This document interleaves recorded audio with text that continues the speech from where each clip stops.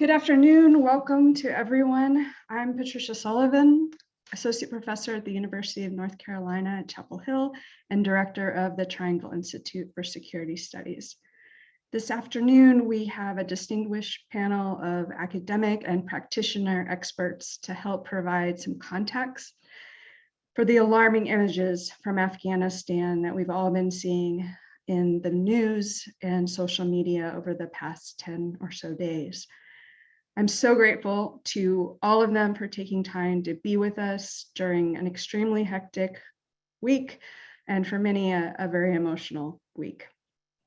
Before we get started, I just have a couple of instructions for those of you who are attending, so you know how to participate in today's event. During the panel discussion, we encourage you to submit your questions using the Q&A function, which you should see at the bottom of your screen or on the control panel. It would be helpful if you could tell us who you are and, if relevant, what university or organization you are affiliated with when you submit a question. After about 45 minutes of the panelists speaking, I'll begin posing your questions to them, and the presenters will address as many of your questions as we can get to in the time that we have. And just to let you know, we are recording this webinar. So I want us to have plenty of time to hear from our expert panel and take your questions. So I'm only going to do the briefest of introductions. I do encourage you to look up our panelists today. They have a tremendous wealth of expertise. So I'll just go in alphabetical order here. First, I'll introduce Navin Bapat. He's a Dowd Professor in Political Science and Chair of the Curriculum in Peace, War, and Defense at the University of North Carolina, Chapel Hill. Naazneen Barma is Director of the Scrivener Institute of Public Policy, Scrivener Chair and Associate Professor at the Joseph Corbel School of International Studies at the University of Denver, and author of The Peace Building Puzzle: Political Order in Post-Conflict States. Looks like Dipali hasn't been able to join us yet, so we'll introduce her when if she's able to get here. I know some of our panelists really have been instrumental in helping with the evacuation and dealing with some of the chaos and the issues that are going on in Afghanistan right now. So we're very fortunate to have those that we have here, and we may have folks popping in later. And then Idean Salehyan, who's Professor of Political Science at the University of North Texas and the Executive Director of the Peace Science Society International. So let me just start us off with some basics here. In some of the statements that they've made since taking control, top Taliban leaders have said that they will respect human rights, including the rights of women. But there are clearly many Afghans who fear a return to the brutal repression and restrictions that characterized their rule 20 years ago. Naazneen, can you help us understand the situation in Afghanistan right now? Maybe tell us a little bit about who the Taliban are and why people are so desperate to flee the country. Thanks, Tricia. And let me just begin by thanking you for the invitation to join this group. I'm really looking forward to hearing what everybody here has to say. I think we're all kind of learning on the fly what's going on the ground here. So I'll try and sort of paint a little bit of a picture, but certainly, with things maybe overturned by events. One of the things that has helped me kind of think this through over the last week, and I will just kind of echo the point that things have been so emotional. I've really been kind of experiencing, watching the events on the ground unfold, especially in Kabul over the last week, with a combination of sort of disbelief and despair, right? I mean, I don't think any of us sort of thought we would be seeing the images that we're seeing coming out of Kabul, especially out of the airport right now. And yet at the same time, those of us who've been following Afghanistan for some time, there's probably not a lot of surprise in the fact that this is kind of the end game that we've sort of come to. I think the speed and the visceral nature of the images is troubling, but I don't think it's that surprising in the end that the Taliban, have sort of recaptured Afghanistan. And I say recaptured because they were, of course, in control in Kabul, if not over the whole country, from 1996 to 2001, until the American and Northern Alliance defeated the Taliban after the events of September 11th. One of the things that has helped me kind of understand and put in context what's going on here is, I think a true but possibly an apocryphal statement made by one of the Taliban officials during the peace talks to an American official, saying, the Americans, United States have all the clocks, the Taliban have all the time, right? The Taliban has been waiting for 20 years to reclaim its control over the country. And for at least the last 10, if not the last 15 years, has been making steady gains throughout the countryside. They've been laying the groundwork for years. We've seen reports of the Taliban having bought off, compelled, coerced local leaders, civilian and tribal leaders. And so, the fact that it seems that the Afghan National Defense and Security Forces sort of melted away, kind of seen in that context, is actually not all that surprising, right? 66,000 Afghan troops have lost their lives over the course of this conflict. So the notion that they just gave up without a fight is, I think, unfair to the Afghan forces. But the Taliban have been, again, laying this groundwork for a very long time.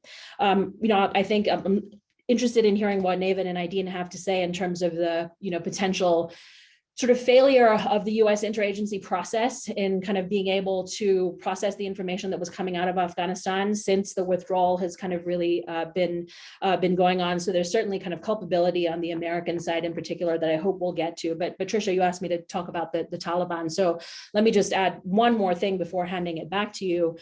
You asked, what are people in Afghanistan fleeing? And I think we all remember, of course, it wasn't that long ago when the Taliban were in control, the extremely radical Islamist agenda. And I say Islamist, to emphasize that this is a political and an ideological agenda that the Taliban have put in place in Afghanistan and had put in place, where a very strict and radical interpretation of Islamic Sharia law meant that the Taliban were not open to participation of women in any form in the public sphere, right, including banning girls from schools.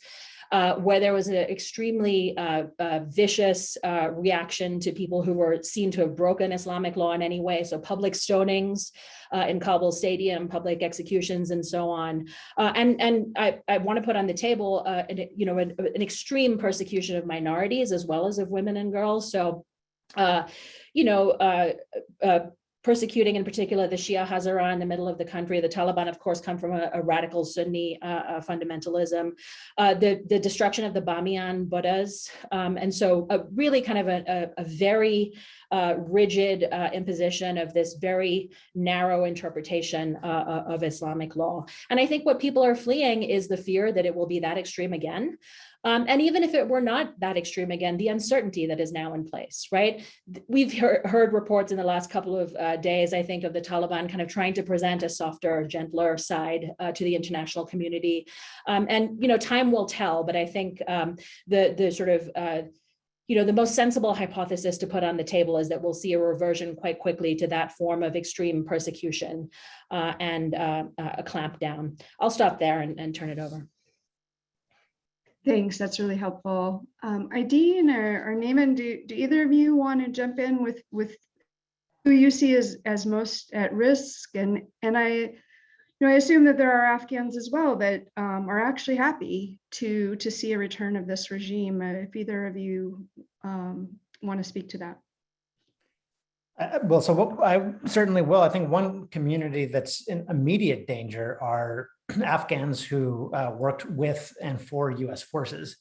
The United States military depended on Afghan contractors, Afghan interpreters for many of the logistics and some of the counterinsurgency efforts, certainly as well. And there is a visa program, the special immigrant visa for Afghans who did work for U.S. military, for the embassy and so on, although the processing of those visas has been very slow. There is from today's speech by President Biden, sort of a renewed emphasis in getting those people out, but I'm afraid that it's not going to happen quickly enough, and that people that were working for and with the US military in a close capacity are going to be the immediate targets. Yeah, so first of all, thank you all for allowing me to present here and for putting it all together. Dr. Sullivan, I appreciate it. And I appreciate the opinions of and the statements of all of my fellow panelists. I think the statements are right that there is immediate danger for certainly a significant portion of the Afghan population, especially those, the Hazara, as Naz mentioned, for sure. That's one of them. Anyone that collaborated with the United States for sure is another one. Women for sure, I think, is another one. But I think something to also think about, which is a point that that was raised, is that is the Taliban going to be a kinder, gentler Taliban? Well, they're saying all the right things right now, but honestly, that's a commitment problem, as they call international relations. Which how can they credibly commit to doing that?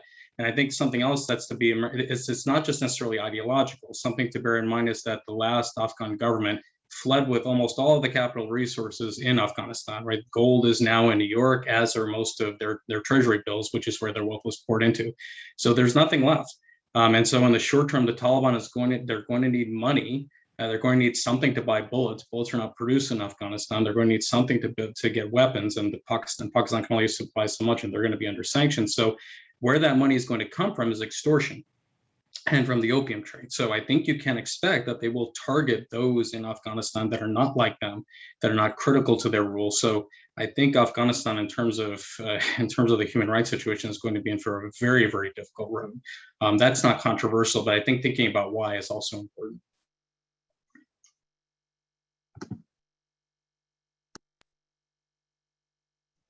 There we go. Thank you, Naaman. I appreciate that. And I'm going to ask you to talk about something slightly different. That's already been mentioned, that just 2 weeks ago, we heard President Biden saying, at least in his public statements, that the Afghan government was unlikely to fall. There would be no chaotic evacuations like those at the end of the Vietnam War. Some in the intel community are saying that their classified assessments warned about the rapid collapse of the Afghan military. Can you tell us, and of course, this is something that many of us are going to be studying for years and years to come. We don't know all the answers yet, but could you tell us a little bit your understanding now about how the Taliban was able to take over the country so quickly? So let me, just one thing I want to add is that for well over a decade, and probably several people on this panel have made similar cases, as have others in the discipline, the Afghan government was not going to survive on its own, right? It was very obvious that the only reason they were there, the only reason they could secure themselves, is because of the American security guarantee. And I should add, the president made similar statements well over 10 years ago in the policy discussions that were happening in the Obama administration. He and others indicated that the Afghan government had a dependency problem, which was something that he has always advocated as being a systemic problem that could not be overcome, which is why even in the Obama years, Biden has always been a proponent of scaling back the US presence, if not withdrawing it completely. He has never been favorable to remaining in Afghanistan. So the idea that this came out of nowhere, I think, is, to be blunt about it, just given the images that we're seeing, absurd. I think it had to be known that something like this was going to happen. Now, I think that what is correct is that the speed at which it happened caught everyone by surprise.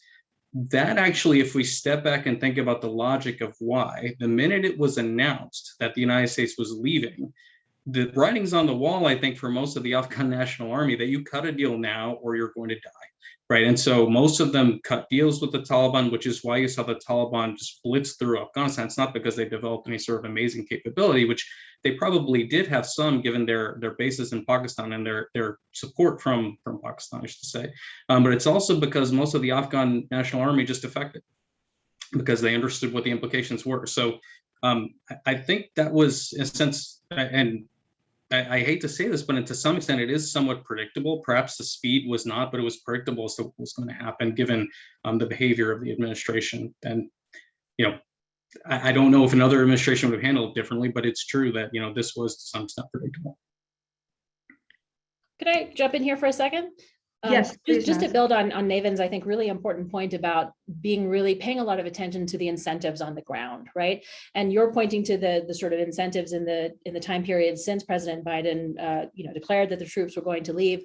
I would even kind of build on what you said to kind of take it back even, 10 or 15 years, right? And look at the incentives facing, in particular, the Afghan political elites, right? Because they've known since 2001 onwards, the same exact thing that you just said, Navin, that, they're in power as long as the US is there to kind of backstop, right? And so what does that do from the perspective of, the political elites? I'm talking about the president, the cabinet, the governors, and so on and so forth. They have what we call in international relations a short time horizon, right? They are not making plans and governing for the future of their country. They are making decisions for political expediency. And that explains why, as much as we've spent time and so much has been written about, the Afghan National Defense and Security Forces, the fact is that there are not many my view is that there are not many Afghans on the ground who supported a great deal the Ghani government, right? This was, by all accounts, a corrupt and ineffectual government that was basically governing Kabul at the point at which the US was pulling out troops. And so thinking about sort of what the political elites were doing and their incentives as well, I think is very important based on what Navin said. If I could just follow on that point, something that came out in the 2010 review of Afghanistan, I believe from several senior diplomatic sources, is that the Afghan government, not the soldiers that were fighting, but the Afghan government was perfectly happy to have the United States stay there for 25 years or more, because they understood that they were going to be in power so long as the US was there. But what that does is also, knowing that the United States could not pull out and suffer another potential 9/11 or anything that looked like what we're observing right now, it gave them all the more incentive to be as corrupt as possible because of the short time horizon and because they knew that they didn't have to bear the cost of this. The Afghan army was bearing the cost of this, and as pointed out, as Naz pointed out, it's over 60,000 Afghans have died in this, which is a terrible price. And so calling them an ineffectual army, I'm not sure that that's appropriate at all. They were the ones bearing the cost of the war. Thank you. My understanding as well is that the leadership, the military leadership, was also quite corrupt, and so many of these troops were not getting food, they were not getting resupplied. There were many reasons to feel that the situation was futile. I mean, you mentioned Ghani's administration, but before Karzai was extremely corrupt as well. And the United States, for all of its effort at counterinsurgency and drawing lines in the sand in terms of what the Taliban was doing and what Al-Qaeda was doing in the country, did not make firm demands of the Afghan government. The Afghan government never really, in many pockets of the country, established deep social ties and deep social trust, so that when the Taliban did start making territorial gains, the Afghan army didn't have the goodwill and support of the people that were there on the ground, because they dealt with decades of corruption. So, it's not the case that most Afghans in rural Afghanistan or elsewhere are sort of, fans of the Taliban necessarily, but they didn't trust the administration because of the corruption, because of the incompetence, and so on. So it was really, for them, oftentimes choosing between the lesser of two evils, and choosing between the one evil, the Taliban, that was going to be there and was committed to the country to stay there for a long time, and the other one, which was a widely perceived of as a puppet government of the United States that eventually would leave. So, I think you prefaced your question earlier, Tricia, about like, where is there goodwill and support? And I think there is some pockets of goodwill and support for the Taliban, but I think a lot of people are really making a bet for their lives and saying, well, we'll deal with this devil because the other one seems to be a bit fickle. I would co-sign everything that has been said and add that the international community bears some of the blame for that, in terms of the way that the intervention, the United States military intervention, the ISAF, the NATO military intervention, and the UN state building intervention, all of the contradictory incentives that were in place there. Are we stabilizing territory, or are we building peace? Are we building the state, or are we democratizing? And those things don't all go together. And there was never clarity about from the international community what the kind of core objectives and the sequence and the priorities were. And so it's not surprising to, the dynamics that Idean has just laid out so eloquently. It's not surprising that those dynamics are in play. And it bears remembering, going back to 2001, President Bush insisted this was going to be a light footprint mission. We're going to go in with a few thousand special forces troops. We have the Northern Alliance, who could be our local allies or a local proxy. We'll defeat the Taliban and Al-Qaeda and hand the country over to, to this new democratic force without putting the full time, effort, and resources. And I should remind everyone, within a couple of years, changing the focus to Iraq, where we got embroiled in another insurgency, in another war, and sort of lost the attention on our original mission, which was getting back at Al-Qaeda and the organizations that were responsible for 9/11. And I'd also add something that was, I think in terms of looking at the overall strategic design, this was creating a situation where the Afghan government was going to be wholly dependent on the United States and actually could continue so long as there was a war. So from their perspective, there's no incentive to ever solve the war, because if the war ends, the US is gone and they're left to the wolves. And something else to bear in mind here is that the Afghan strategy really relied on Pakistan, which I think retrospectively is clearly something that was lacking here. It was I think the evidence is now crystal clear that Pakistan played a role in arming the Taliban, equipping the Taliban, assisting the Taliban. That's where they had their sanctuaries. And in a sense, because the United States needed Pakistan to actually get into Afghanistan to fight the war, it created a situation where Pakistan had a free hand and their incentives were not at all the same as the United States. And I think the US was clearly slow to recognize that and do anything about it. And so I think there was just a lot of, I think Idean is right, just a lot of hubris in the early stages that it just wasn't recognized that there were other people involved in this war on terror that had other strategic aims that were probably trying to accomplish different things. Great. I think you all make some really excellent points. And I wonder,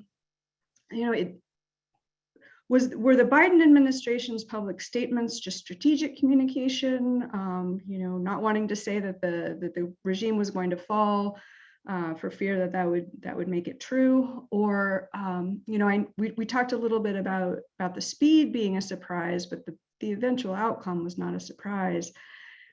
Is this just an outcome that the Biden administration was willing to accept? And they're just hoping that it looks bad now, but the American people and the military that served in Afghanistan, everyone will just move on from this and forget about it when it comes time to vote? So I think from a domestic political context, Biden sort of wants to be the president that ended this 20-year war. I think a lot of Americans are, and rightfully so, sort of tired of the ongoing, never-ending conflict in Afghanistan, even though most Americans are not directly affected by what's going on in Afghanistan, or nor do they have members of their family in the military and so on. I think politically, this was a popular move. I do think they were caught by surprise again by the speed. But as you said, not the eventuality. If you looked at last week's Economist magazine before the fall of Kabul, they were showing district after district was falling to the Taliban. So it might have been weeks, it might have been months, but it was going to happen. And it really does appear that there was no contingency plan, no plan for orderly evacuation, no plan for getting interpreters and other people that worked for the US military out. Indeed, not even a plan for getting Americans that were in the country out, whether they're NGOs or contractors or so on. So, I think this is going to go down in history as sort of one of the greatest strategic foreign policy blunders of this administration, if not, the last several administrations. And just to add on to that, right, was there thought about this really? And I think, again, looking at Biden's history, he clearly wanted to get out, right? He clearly, for a long time, right, even in the Obama administration, he'd wanted to get out. And I think he actually made a point, I may be misquoting here, but basically arguing, would it have made a difference if we did this 5 years ago, 5 years from now? Probably not, right? And maybe not, right? But they didn't clearly, or it doesn't look to me, I'm not in the administration, so I can't say what they did or they didn't do, but it does not look like they actually thought this through to the extent, because one thing they potentially could have done is delayed the withdrawal until the end of the fighting season, right? That was a time, again, Taliban fighting is cyclical, right? It does not tend to go through the winter months. So pausing the drawdown of forces until the end of the fighting season might have given Kabul some space, right, to negotiate something, right, anything that might have been better than this. But that wasn't done. I mean, I think clearly there seemed to be a political message that this was going to be done before 9/11. And again, I don't think it does not appear to have been thought through beyond that. And I would agree with all of that. And I think even if those of us, I put myself in the camp of who think that the strategy, in the sense of it was time for the United States to get out of Afghanistan, was basically right. It was implemented, as you're both saying, and as Tricia kind of intimated in her question, in an incredibly flawed way, right? We're seeing the consequences of that implementation, and sort of a shocking lack of planning, as we're kind of describing now. In addition to what Navin and Idean suggesting, in terms of what the U.S. could have done in terms of a slower withdrawal and so on and so forth, the U.S. could have given Afghan, opposition to the Taliban more time to gather. Now you're seeing sort of people scrambling to kind of reform this kind of embryonic Northern Alliance, right? The fact is that the Taliban never conquered Afghanistan back in the late 1990s, because the Northern Alliance always had control of the Panjshir Valley and Mazar-e Sharif, and now so much more of the country has fallen to the Taliban, where there is a natural opposition. They were not given the time, as it were, to sort of form or to protect Kabul and so on and so forth as well. I think that those are all good points that you have. So given that we are where we are, unfortunately, besides evacuating people, as they're doing right now, what should the United States and the international community be doing in the next days and weeks and perhaps months? So I want to just kick that question off with the humanitarian question, right? I think people are making parallels to the fall of Saigon, which I don't think is an apt comparison, because the North Vietnamese, they were a functioning state that basically took over South Vietnam and incorporated it within itself. Whereas the Taliban is an insurgent force that never had state-like capacity, never really had widespread international support and recognition. And what you're going to see, in my view, and as Naz was alluding to, was a return to the insurgency and chaos of the 1990s. The Taliban, people have to remember, not only are they sort of an extremist Deobandi Islamist force, they're also largely Pashtun, which are only about 50% of the population. You have Hazaras, Uzbeks, Tajiks, others that are going to resist Taliban rule. And we are, again, not likely to see sort of a flourishing Taliban government, but a return to sort of the chaos and civil conflict that we saw in the late 1980s and into the 1990s.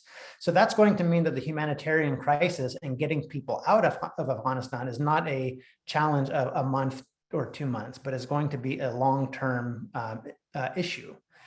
The immediate neighbors of Afghanistan obviously have a huge interest in the eventual forced migration that's going to happen. I mean, Iran and Pakistan were the largest hosts of refugees in the world, hosting over 1 million Afghan refugees each. Iran has already been involved in backing opposition forces, particularly the Shia and the Hazara.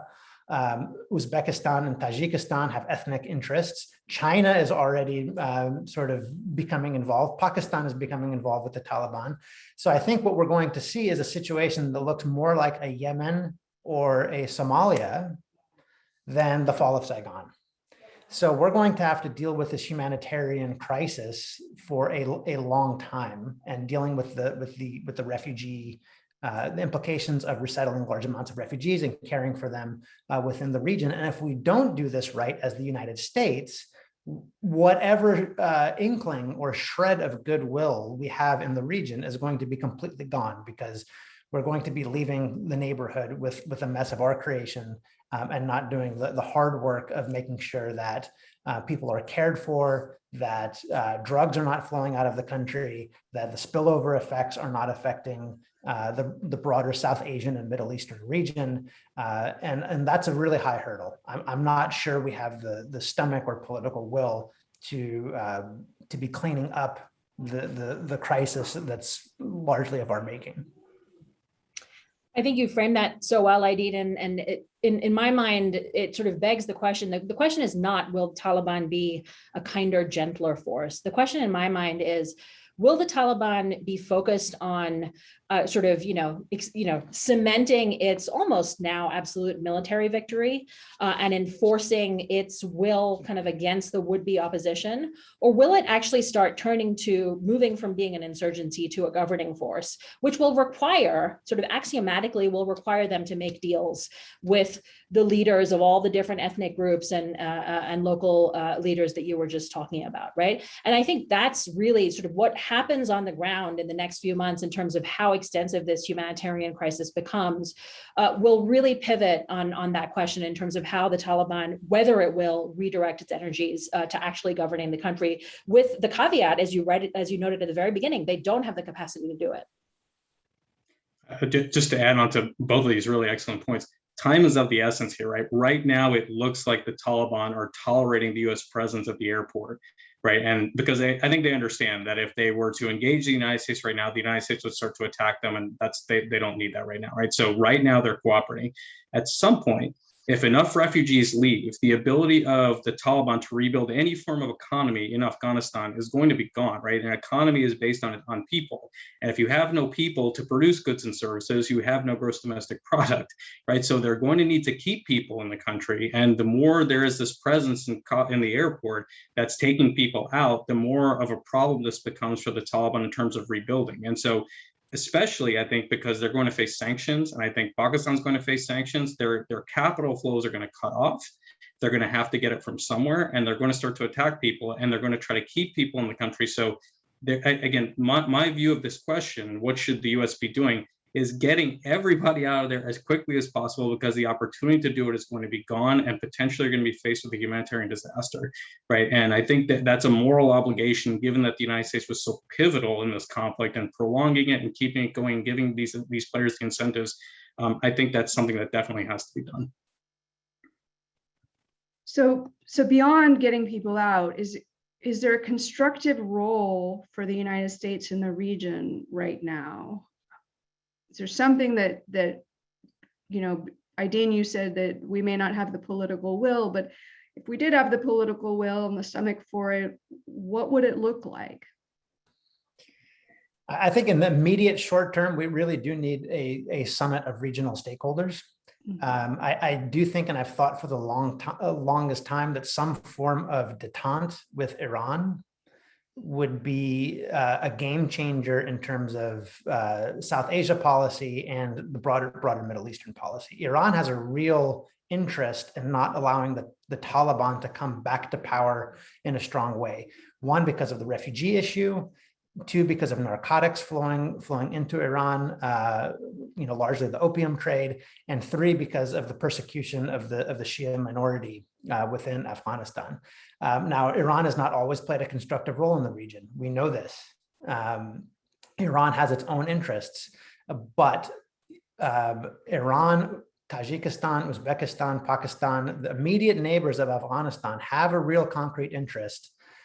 China as well, right? We forget that China has a small border with Afghanistan as well. The Saudis are going to be eventually involved. So what we need to do is do the diplomatic work, make sure the regional actors are all on the same page, that we have a common vision for what the country is going to look like, what's going to help with the humanitarian situation, and then what can bring Afghanistan back into the sort of normal society of nations. But unless we do that in a concerted effort, what we're going to see is, again, like a Yemen or Syria situation where we have regional actors pulling in different directions, doing things that are often at odds with one another, even sometimes allies and friends backing different factions within the conflict, and it's going to look like a mess. I mean, if you look at the Yemen conflict, the Syria conflict, right? It's Libya. They're very hard to disentangle because of so many regional and international actors playing at cross purposes. So if we really want to get serious about bringing a modicum of stability to Afghanistan, we need to make sure that the major regional and international stakeholders have a real conversation about what are our areas of common interest, what are the red lines, and what are the types of assistance that we need to offer to make sure that we're not working at cross purposes. Something to add to that, I think that was characterized very well by Idean.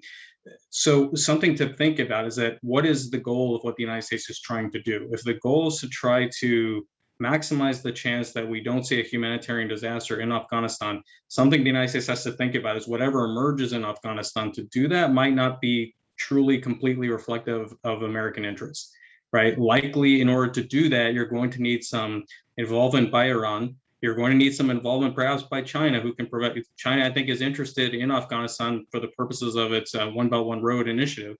And that's always been looked at with suspicion by the United States, but maybe that gets the capital into the Taliban. Maybe that gives them an incentive to protect some people. I'm skeptical of that, right? But that gives you a better chance than the United States trying to arm another Northern alliance or try to, find a proxy force to combat the Taliban or try to do something to contain Iran or something like that.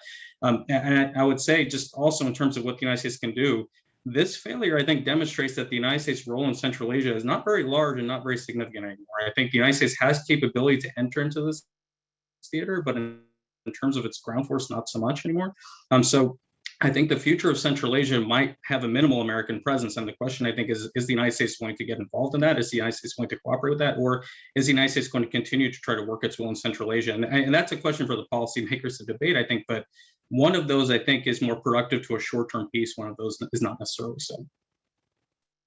I think you've both characterized those strategic realities, so accurately and eloquently. I would just also put on the table the question of, we've clearly lost the moral high ground here, right? We, the United States, and whether it's worth trying to reclaim that to some extent and putting conditions on the Taliban in partnership with, like-minded group of countries. And in particular, we've disappointed our allies in the European Union and NATO and the United Nations, whether it's worth kind of having some form of statement being put out that is about the international community's demands on the Taliban to respect a certain set of principles for Afghanistan to then be part of the respectable community of nations, right? So in addition to all that you're talking about in terms of the strategic dimensions, Navin, you pointed out how important it's going to be for the Taliban to be able to have currency inflow, right? What are the grounds on which those sanctions would not be placed on the Taliban's ability to raise foreign capital? And could there be a certain set of conditions about the treatment of women and girls, about the treatment of ethnic and religious minorities, and so on, that is expressed in such a way to make those values explicit?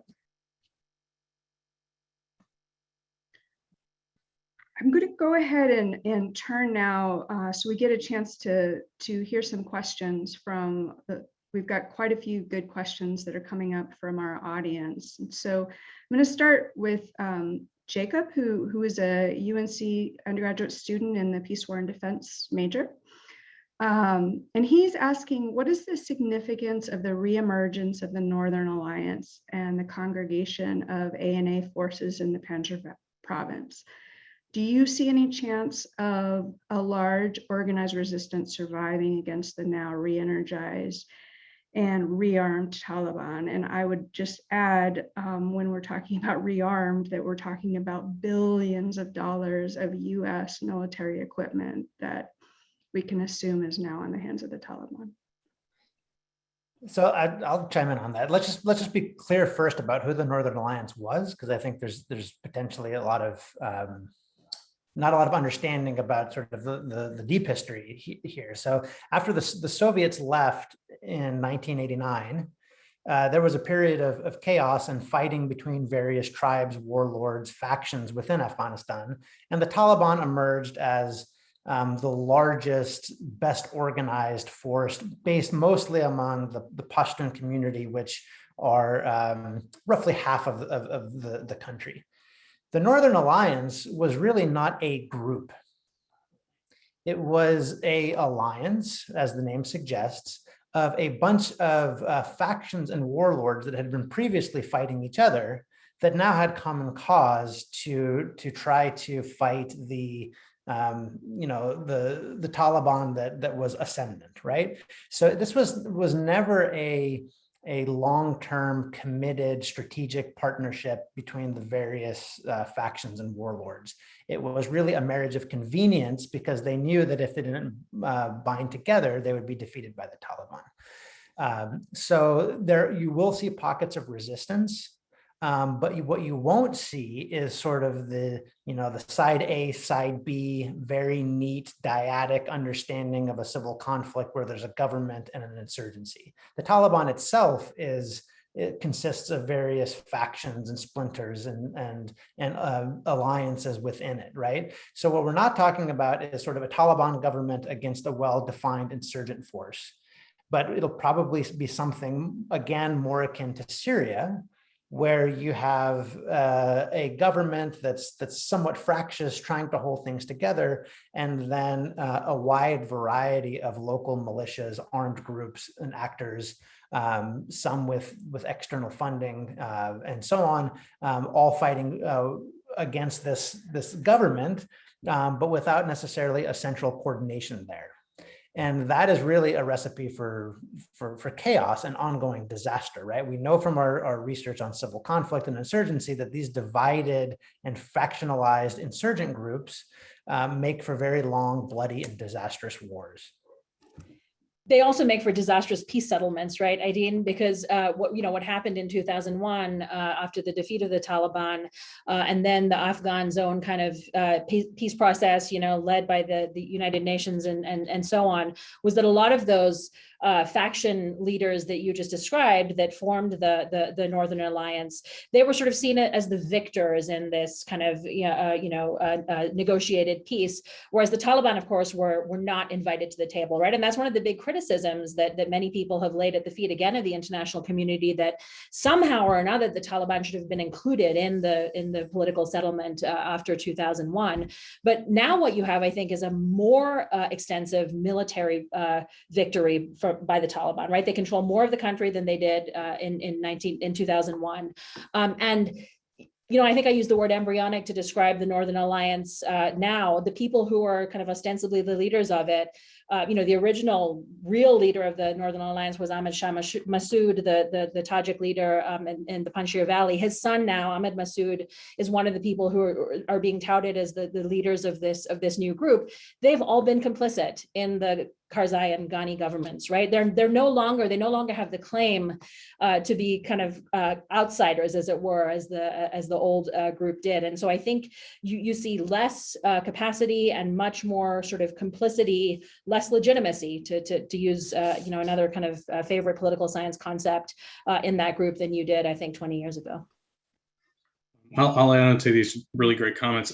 So again, one of the things that made the Northern Alliance successful in 2001 was foreign assistance, right? And so it had to get foreign help to get where it was.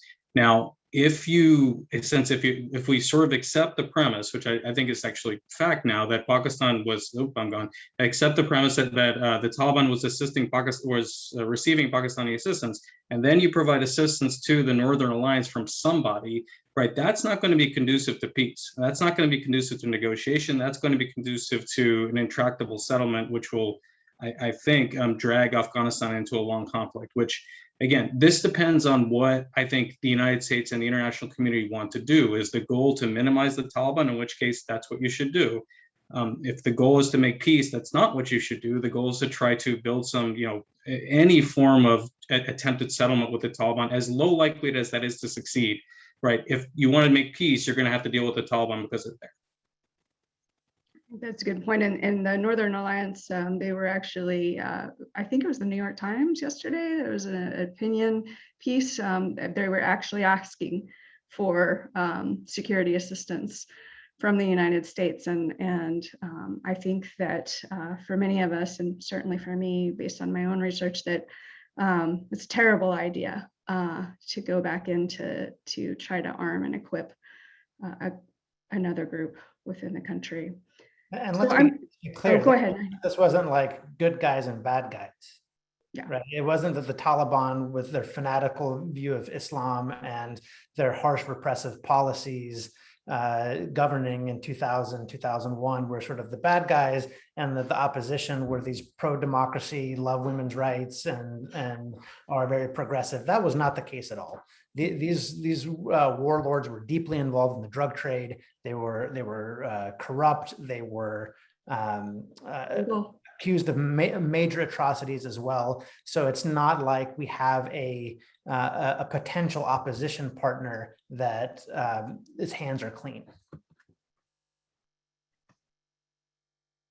I think that's a great point. So here's an interesting question that comes from Mehdi, who is actually one of my colleagues. So he says that there are many different Islams, Christianities, etc. And in Islam, different ulama often agree over various things, which suggests that there's a range of extremism even within the Taliban. We talked a little bit about the factions of the Taliban. So he's asking, how many different Talibanisms are there? And could the US facilitate, would it be a good idea to facilitate competition among different Taliban ulama through a limitedly competitive ulama council, opening up the possibility that the Taliban are competing with each other to somewhat pander to the people? So if anyone wants to take that up.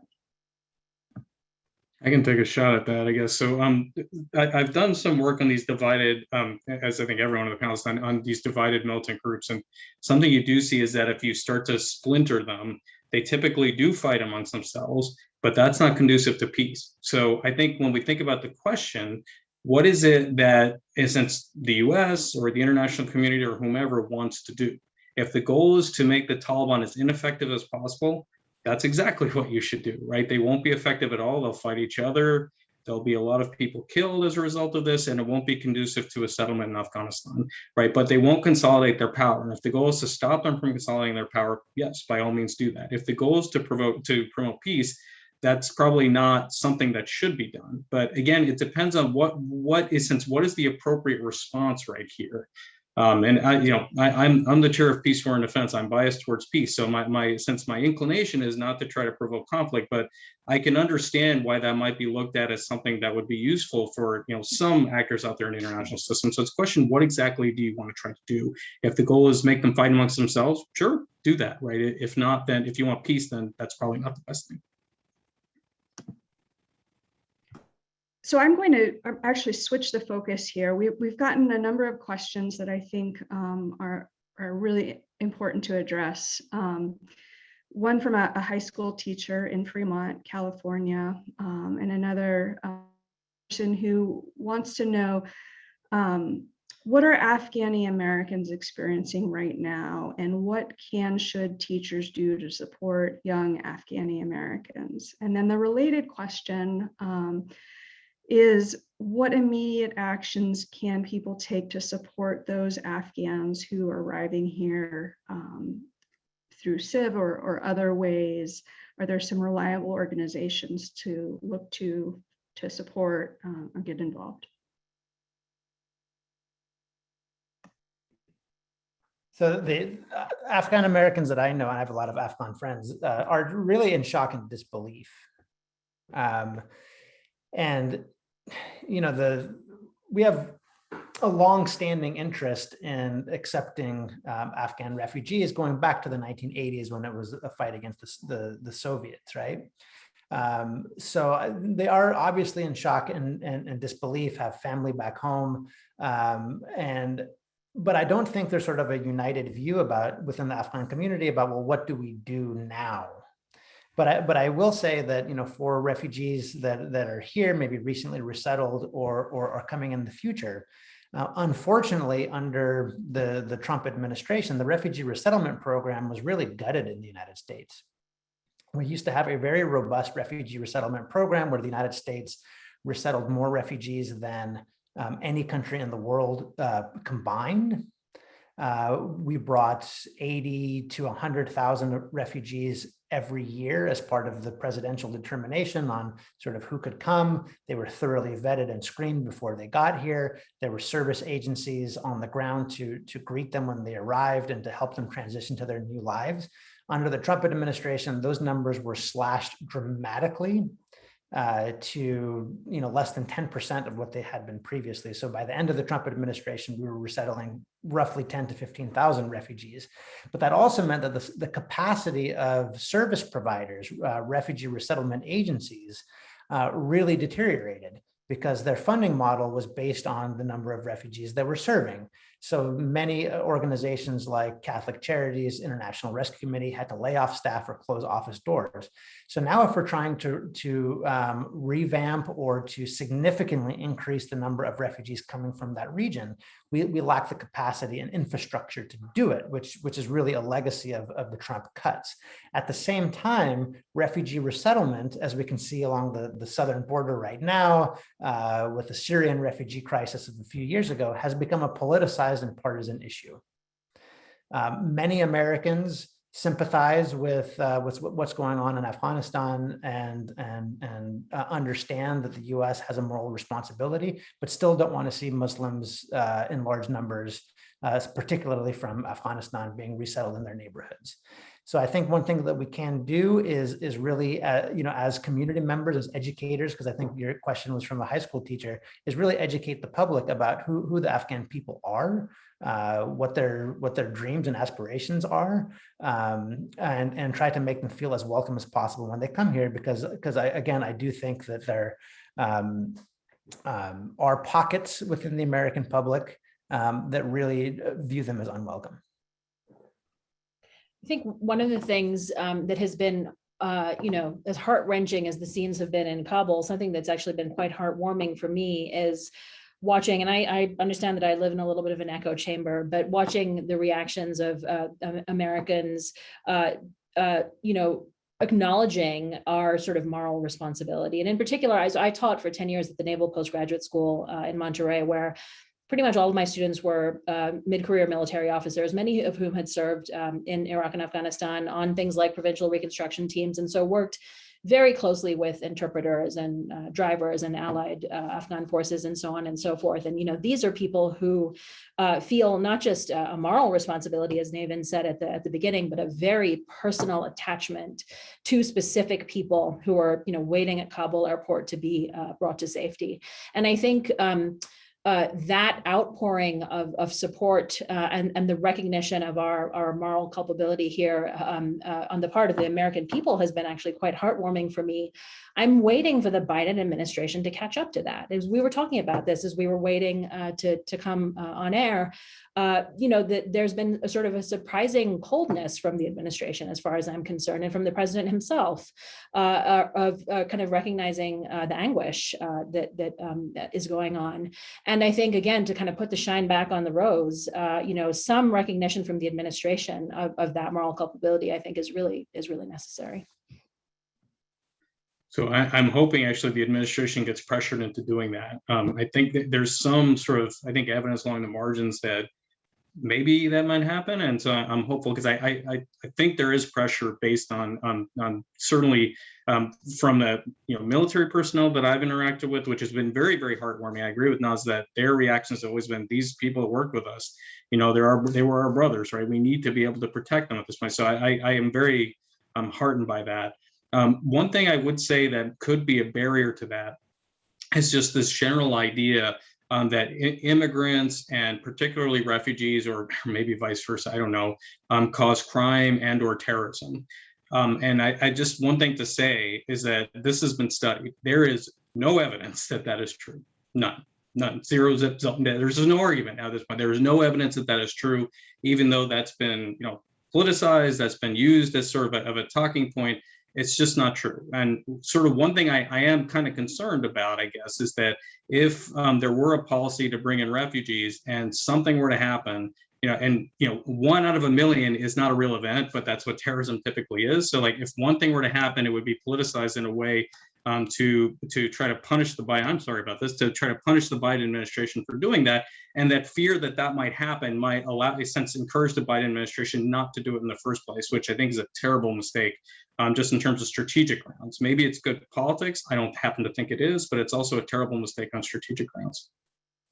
And to draw the analogy to Vietnam again, is to President Reagan's credit, the 1980 Refugee Act was passed largely in response to the Indo-Chinese refugee crisis. Polling suggested that the vast majority of Americans did not want Vietnamese and other Indo-Chinese refugees in their neighborhoods, in their schools, but President Reagan did the right thing and showed a lot of courage and admitted more refugees than any other president before or since, right? So I think Biden really needs to not cater to public pressure. I think there will be public opposition among Republicans and some in the Democratic Party to large numbers of Afghans, Muslims coming to the United States. But I think he really has to say that, no, this is the right thing to do. And this is what we're going to do as a nation. And the president has the prerogative to do that. We have a related question here, which is, what is the criteria being used to decide who is to be evacuated? Who gets to decide that criteria? What's the mechanism used to make those decisions and get people out?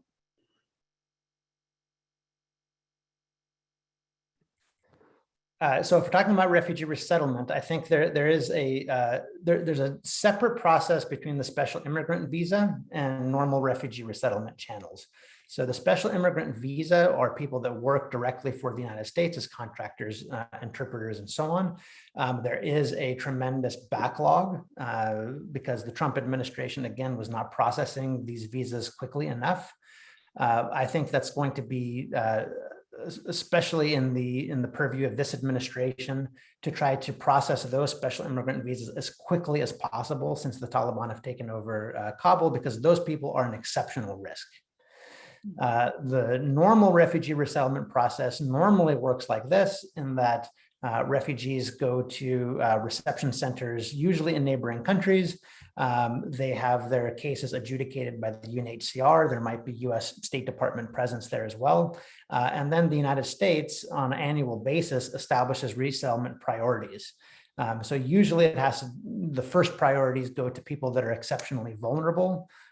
They could be people with special health conditions or people that face renewed persecution in their host country. And then there's priorities after that. But the processing of refugee resettlement slots historically has been quite slow, has taken 2 to 3 years to get people out and resettled. And it's usually just a tiny fraction of the people that are there. So unfortunately, what's going to happen, and there's a lot of historical precedent about this, it's going to be the neighboring countries that are left with holding the bag. And as a gesture of goodwill, the United States will resettle some of the most vulnerable. I think we need a much more concerted donor conference and resettlement conference about involving the major stakeholders in the region, the major refugee resettlement countries, including Canada, Australia, the Scandinavian countries, and working with partners on the ground like UNHCR to make sure that people fleeing the country are cared for appropriately. We've got a related question from another UNC student. Do you think the State Department is going to give visas to interpreters, extended families, or just immediate families? An interpreter who worked with my mom's unit is worried for his family and asked members of the unit if they could help.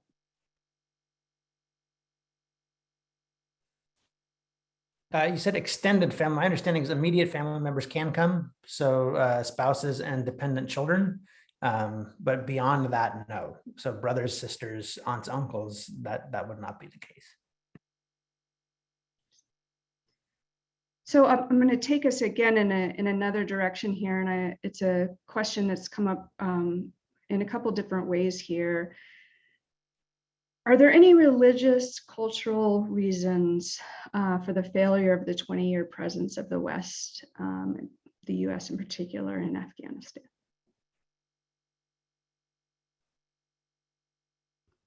So I'll take a stab at this, and I'm not sure kind of entirely, what the questioner might have meant. I mean, I think, the question of whether, for example, an Islamist government is capable of governing with legitimacy, with effectiveness, and so on, yes, is the answer to that, right? I mean, we've seen, I've been thinking a lot about Hamas and Gaza, and how, essentially an insurgent movement has been able to kind of transform itself into a governing power that is providing kind of effective public services and political order and stability. And so I think this goes back to something that Navin was saying a few minutes ago. What is our goal with respect to the Taliban? If our goal is to actually have a well-governed, stable, orderly Afghanistan, then there are ways to kind of enable and help certain factions within the Taliban to do that. I would attribute the conflict, not to cultural and religious reasons per se, but to different groups of individuals who used those political and cultural differences to lay a claim to political power. And this gets back to something that Idean was saying a few minutes ago, right? These are groups, none of whom have a claim to kind of moral, goodness, or who would claim to, but we can see from their actions that they don't, that they've been fighting over the prize of the Afghan state. And it is less about cultural, religious, ethnic prerogatives as much as it is about political power. Thank you, Naz. This is a question that Navin might want to try to take. You spoke about Pakistan supporting the Taliban. Can you tell us a little bit about why Pakistan is motivated to support the Taliban? What's in it for them? Sure. So I'll try to keep that brief because that's probably a long answer, and I'm good at that. So I'll try to keep this as quick as I can. So Pakistan has, and this might seem unrelated, but it is. So stick with me. Pakistan has had a long rivalry with India since the time of partition, since the time of independence. There's a colonial legacy involved in that. So there's been this long rivalry between Pakistan and India that continues to this day. Now, Pakistan, I think from their perspective, from the Pakistani government's perspective, what they can recognize is India is an enormous country with enormous resources. And in the case of a conventional war, it's unlikely, at least in the immediate term, that Pakistan is going to prevail. So something that has been in their doctrine is this idea of strategic depth, as they called it, which means that in the event of a general war with India, they would retreat into Afghanistan and start to conduct guerrilla warfare from that territory across the border into Pakistan against Indian forces. Now, the feasibility of that, I think you can think about, that would be difficult because there are Afghans involved. But again, this was the idea. So for that to work, Pakistan had to keep Afghanistan weak. And something that's interesting about this is that the US objective for 20 years has been to build a strong state in Kabul. That's the opposite of what Pakistan seemed to have wanted, which is a weak state in Kabul and something that they could manipulate and keep consistent with the strategic depth idea. And actually, if you look at India's investment, they seem to be pretty interested in a strong Afghanistan, I think precisely for this region, because it negates that strategic depth idea. So part of the reason why I think Pakistan was so hostile to a successful Afghanistan was for this reason, right? It doesn't have anything to do necessarily with Afghanistan itself. It has more to do with their rivalry with India, which I think drives quite a bit of their foreign policy. But also, let's not forget that this is a double-edged sword for Pakistan, right? Because Pakistan also has its own Pashtun population and has dealt with an Islamist insurgency, the Pakistani Taliban, which famously took over the Swat Valley just a few years ago. So while it's supporting Pashtun groups and supporting the Taliban and so on, it faces considerable blowback from the very same extremist Islamist groups that it's supporting on the one hand, but then fighting on the other. Absolutely. I wouldn't say this is optimal policy. I'll say it's the policy that's there, right? And part of what might also be involved is this pushes the Taliban into Afghanistan out Pakistan, perhaps, right? The idea is keep them there so they're not here, I suppose, right? But that's, again, this is something that's driven by their need for survival or their perceived need for survival from India. At least that would be my take on it. I would be interested in hearing what you all have to say about, from the perspective of Pakistan, the risk of the Taliban becoming a safe haven for a terrorist organization like Al Qaeda again, right? My read on it is that that's the last thing that Pakistan wants, right? For their clients in Kabul to be harboring terrorist groups. But what's the kind of thinking on that? From my view, I think the Taliban have been somewhat chastened by the 2001 experience and are not going to become as overtly a haven for Al Qaeda. Now, can it effectively remove groups like ISIS and Al Qaeda from its territory? I think that's to be seen. But in terms of the close symbiotic relationship that they had, I think they've been chastened by that experience. But on the flip side, neither ISIS nor Al Qaeda needs Afghanistan in the way that it did before. These are now global networks with a much farther reach. They have footholds in Syria and Iraq and Libya. So Afghanistan is less vital to these groups in terms of having a safe haven to operate from. Just to follow on that point, I think that's right. I think what Afghanistan is far more useful as is a symbolic victory, right? It's something to point to that the United States was defeated, and see, if you wait the United States out, eventually it will be defeated. Now, I just, again, to put this in larger perspective, terrorist groups are not likely to succeed. Terrorist attacks are not likely to harm that many people, right? They can, and every one of those things are absolute tragedies, but the overall risk to anyone from terrorism is fairly small, right? So even if we were to make the case that victory in Afghanistan triples the success rate of terrorism, that's still not very, very high at all, right? It probably is the case that Al Qaeda is going to look at this as a symbolic victory and say, look, we won, even though bin Laden died. And it's probably is the case that ISIS will look at this and say, look, we won, even though their caliphate was destroyed, right? So they are going to use this, I think, but is there a risk that they come back? They're already there, but what's their capability? It's limited. Now, will they come back to Afghanistan? Maybe. Will the Taliban tolerate them? Probably. They got bigger, fish to deal with. But it is the case even before 9/11 that the Taliban and Al Qaeda, even though they had a closeness, there were tensions in that relationship, to be sure, right? There was concerns that bin Laden was doing too much, that he was provoking the United States, et cetera. So how much they'll tolerate terrorism, I'm not sure. I do think they've learned their lesson, and there's only so much they'll tolerate, but their capabilities are also, they have bigger fish to fry in the territory.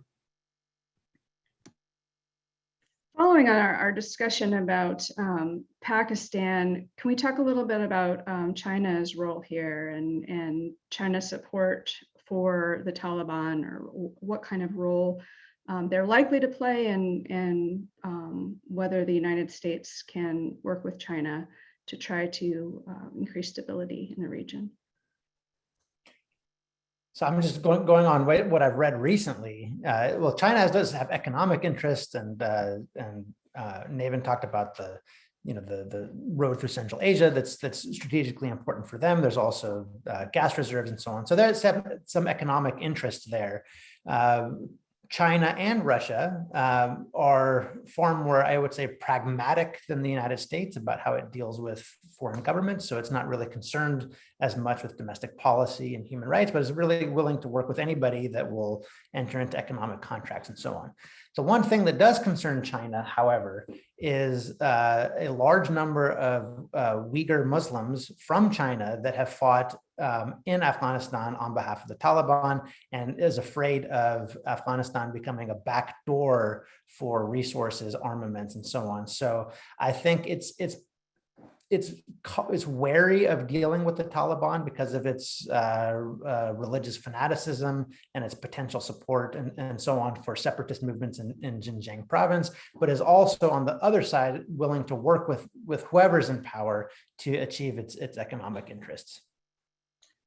So I would say that's consistent with how China has behaved globally, is that they'll deal with whoever's there. Right. In this case, the Taliban are there. Now, is there concern based on the Uyghur population? Of course. Would China prefer the Taliban? My guess is actually no, right? But the Taliban happen to be there.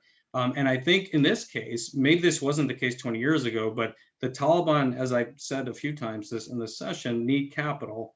They're not going to get it from the United States. They're not going to get it from the West. They could get it from China. And so because they could get it from China, there may be an incentive on the part of the Taliban to start policing and trying to protect Chinese investments more. Even though there may be this incentive within the Taliban to skim some of China's investments, there's going to be an incentive to try to establish some credibility so they can get that capital. So there is potential for some fruitful relationship there. Now, I think this is, for the United States perspective, again, this is difficult because you're dealing with the Taliban that you fought this long war against, and that right now there's hostility. And you're also dealing with China, which there's been this sort of fear, as long as I've been around, of China eventually replacing the United States. So whether or not the United States is going to tolerate those types of relationships, I don't know. I'd be skeptical of that. No, I would agree absolutely that what China wants in Afghanistan is an arm's length transactional relationship, and as long as it can achieve that with the Taliban, it's going to be, the CCP will be perfectly happy to do so. I'll also kind of throw into the mix, the one country that China has had military skirmishes with over the last few years is India, right? And so, in terms of the sort of the South Asia kind of the sort of geopolitically, I think from China's kind of strategic perspective, anything that is distracting India militarily, strategically, is a win for China strategically, just to kind of put that on the table too. Agree. And just one more thing that I'd like to add. There was this discovery while the US was there of this enormous reserve in Afghanistan of rare earths. Rare earths can't be easily harnessed necessarily by rebel groups or insurgents because it requires some mining, it requires some investment, right? And I think like from China's perspective, they would probably love to get those things and monetize them. And certainly because there's an enormous lithium base in there, it certainly as China tries to move towards a more green energy production, that would be useful in terms of producing batteries. So I think there's something China would be interested in. I think in terms of the Taliban, that's the only market that's dealing with them. So that may emerge, but I think I think the US would look at that as problematic. So I think we have time for just one more question real quick, and I'm going to turn to a question that's pretty different from the ones we've looked at so far. And so someone asks, William asks, I think it's fair to say that the US military has resisted pulling out of Afghanistan by all means possible over the past few years. How has this resistance affected how the events of the past few weeks unfolded, if at all? And you can address the assumption in the question as well if you'd like. Naz, maybe this is a good one. Do you want to take a stab at that at the beginning? I can take a stab. Then I saw that Navin was also interested in answering. I guess I would, to some extent, challenge the premise of the question, right? I'm not sure how much the U.S. military has really been digging its heels in. I mean, I think, looking back to 2005, 2006, and kind of what, back to the kind of General Petraeus era and the era of counterinsurgency operations, where there was, a surge in terms of how many American boots on the ground were in Afghanistan and so on. I think things were very different in the last 5 or 6 years, and I think there was absolutely an operational fatigue that had set in. Again, we'll refer to my former students, many of whom served 4, 5, 6 tours, and the absolute toll that it has taken on the American fighting force, I think, has become more and more recognized. I mean, we haven't talked about just the overall strategic and military pivot to the Pacific, to the Indo-Pacific on the part of the United States government, and I think this was kind of, in a way, the opening that the U.S. kind of national security establishment has been looking for to retrench from Central Asia, as somebody was talking about earlier. I'll kind of stop there and would love to hear what the others have to say. Yeah, so I think neither the American public nor the American military from the beginning for the last 20 years has been given a clear strategic vision for what we're trying to accomplish in Afghanistan. We went in after 9/11 because Al-Qaeda attacked the United States, but it wasn't ever clear, is our mission to get at Al-Qaeda? Is it to get at Al-Qaeda and the Taliban? Is it to rebuild the government? Is it to provide social services to the Afghan people, to build a functioning state, to make it a democracy? And then over here, we went to Iraq, right? So there was never a clearly articulated end goal that was sort of measurable, concrete, and so on. So I do think that our military and the general public has had this fatigue Right? Why are we still here? 9/11 is now a distant memory for most of our students, or many of our students weren't even born when 9/11 happened, so don't have any context for why we're there, right? And we never really got a clear message over several administrations, Bush to Obama to Trump to now Biden, over what exactly are we trying to do in Afghanistan and what is the end game. And I think that's led to some of the fatigue and the desire now to just to wash our hands and be done with it. I agree. I think it's so. Again, in my discussions with military personnel, many of them said the exact same thing that Idean just said, that they were never given a clear sense of what they were supposed to be doing. They knew they were supposed to be, getting terrorists, and they knew they were supposed to be perhaps harming the Taliban. But what else, right? Do they build a government? Do they make it a democracy? Do they just establish military bases and engage in counterterrorism? Right? Nothing was clear. And also, I think there was an obvious understanding for many of them that a lot of this was happening over the border, and yet they're not supposed to go over the border and leave it alone, right? So what exactly were they supposed to do? I think that wasn't clear. And I would also say it probably is the case that within the military, there's a diverse set of voices, some of which had zero interest in Afghanistan. I would imagine many of the Navy folks that I've dealt with for a long time were shouting, we need to worry about the Pacific. We need to worry about the Pacific. We need to rebuild the submarine fleet. We need to rebuild the carrier fleet, right? So they weren't interested necessarily in Afghanistan. That was seen as a distraction. So I do think that there is variation. There are some that were highly committed to COIN, right? And that became something that was looked at as really an important thing that needed to be done a lot of and invested a lot of, but that wasn't universal. Great. I'd love to keep talking, but I think that's a good place to end for today, because unfortunately we're out of time. I've really enjoyed this conversation. You all have really valuable things to say, and thank you again for participating. I also want to just quickly thank Emma Harver, Shai Tamari at the UNC Center for Middle East and Islamic Studies. They were invaluable in getting this pulled together on such short notice. Kyle Beardsley and Susie Colburn at the Triangle Institute for Security Studies have been helpful. Their logistical and technical support for us. And then my thanks to all the attendees and everyone who had questions. We had almost 200 folks that joined us today. And I'm sorry we weren't able to get to all of the questions, but I do hope that this has answered some questions for people, and that these discussions can continue. Thank you all. Thanks so much. Thank you.